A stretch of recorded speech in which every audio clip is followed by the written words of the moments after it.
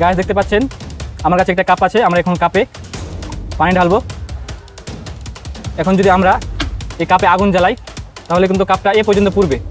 ওকে, কারণ হচ্ছে এই পর্যন্ত আমাদের পানি আছে, তার জন্য এই পর্যন্ত কাপটা পুড়ে যাবে, তারপরে কিন্তু আগুনটা নিভে যাবে।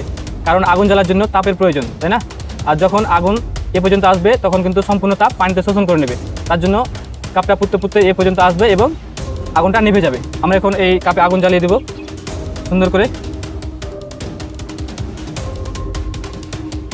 কাপে আগুন জ্বালিয়ে দিয়েছি, আছে আপনি বুঝছেন।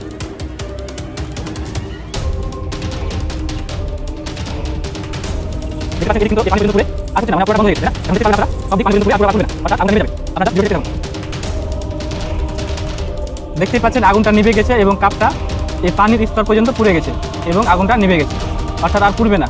দেখতে পাচ্ছেন গাইস গ্লাসের মধ্যে সুন্দর করে আগুন জ্বলছে, দেখতেই পাচ্ছেন। আপনারা যদি এভাবে গ্লাসের মধ্যে আগুন জ্বালাতে পারেন তাহলে অবশ্যই আপনারা কমেন্ট বক্সে জানিয়ে দেবেন।